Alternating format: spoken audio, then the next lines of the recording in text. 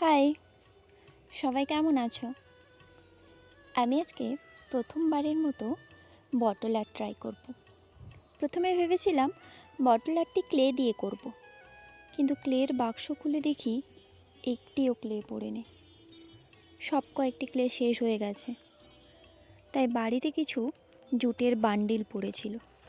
ওই জুটের বান্ডিল থেকে কিছু জুটের দড়ি রেডি করে নিলাম।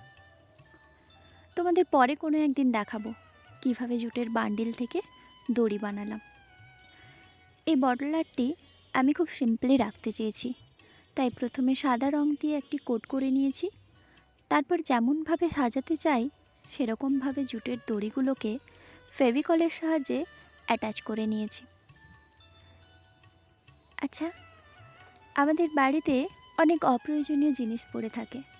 ওই অপ্রয়োজনীয় জিনিসগুলোকে আমরা যদি একটু সাজিয়ে তুলতে পারি, তাহলে একটা সময় প্রয়োজনীয় এবং প্রিয় হয়ে ওঠে, তাই না? এই বটলটিও আমার কাছে অপ্রয়োজনীয় থেকে প্রিয় একটি জিনিস। তোমাদের কেমন লাগলো আমাকে অবশ্যই কমেন্ট করো।